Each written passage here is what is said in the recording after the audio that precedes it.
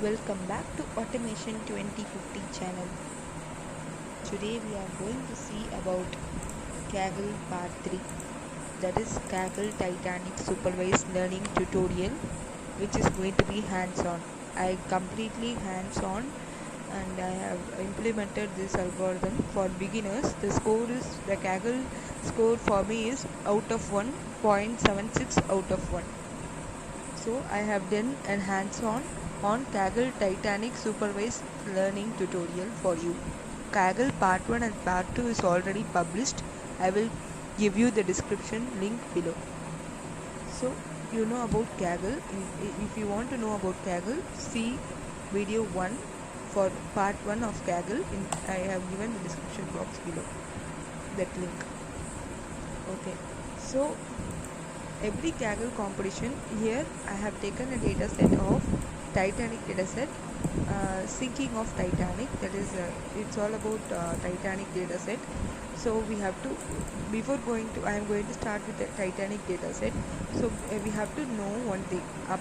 When you are going to approach the Kaggle competition, we have to explore the competition data and learn about the competition topic and brief explanation of the competition. After that, we have to prepare the data for machine learning model. Then we have to do EDA, that is exploratory data analysis. For EDA, I will do a separate video by this week. And after preparing the data for machine learning, we have to train a model, then accuracy for the model, and we have to make the Kaggle submission. So I have taken the dataset of Titanic.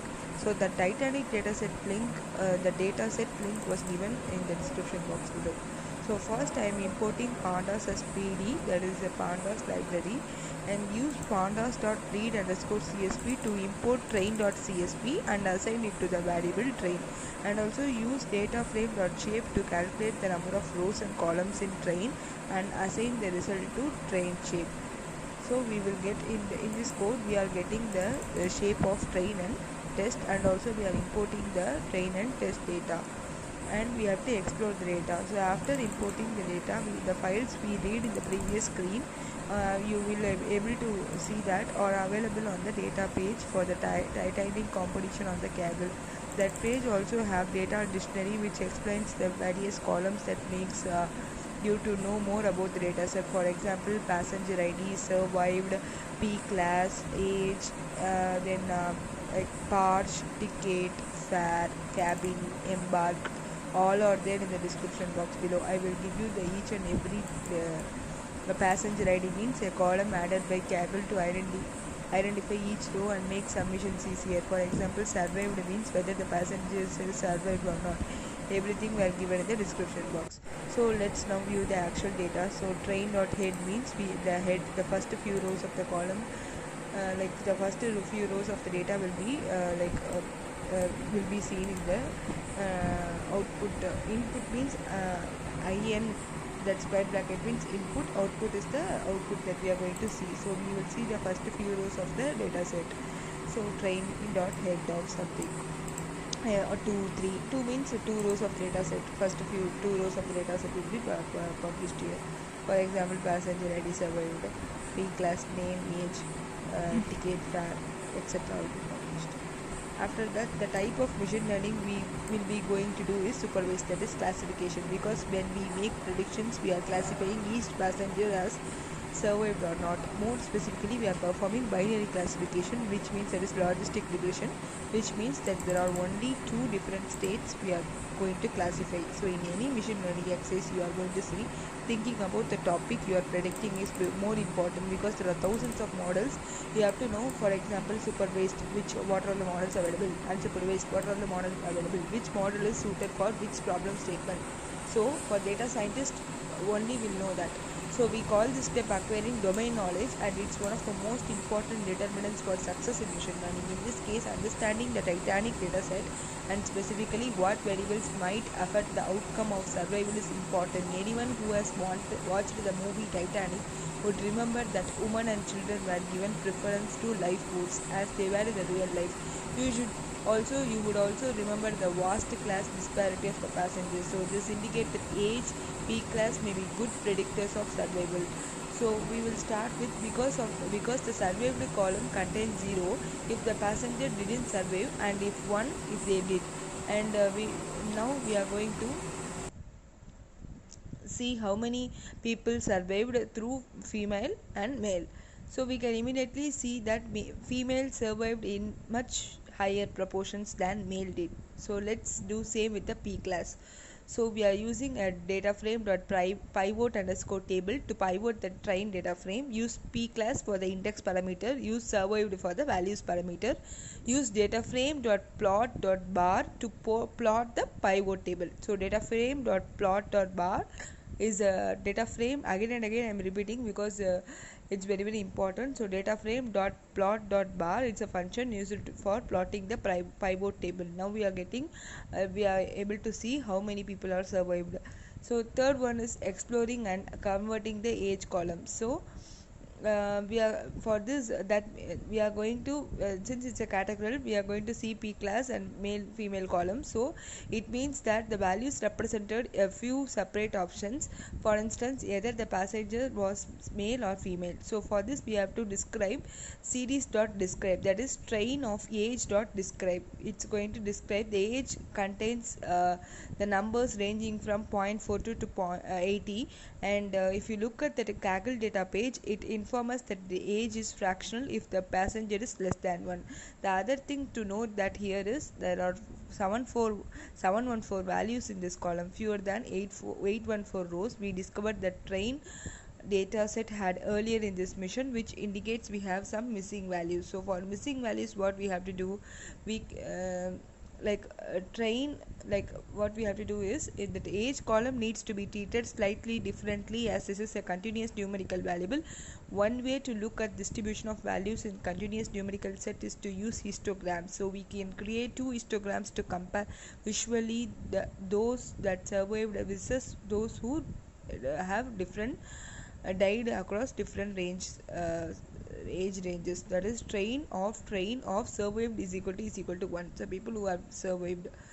So just to know what the machine learning contains, and also we are going to do that through histogram. So the relationship here that we are going to see, survived is high, uh, like lower, died is higher. So the relationship here is not simple, but we can see that in some age ranges more passengers survived where the red bars are higher than the blue bars. So in order for this to like a machine learning model, we can separate this continuous feature into categorical feature by dividing it into ranges. We can use the pandas.cut function, pandas.cut function to help us out.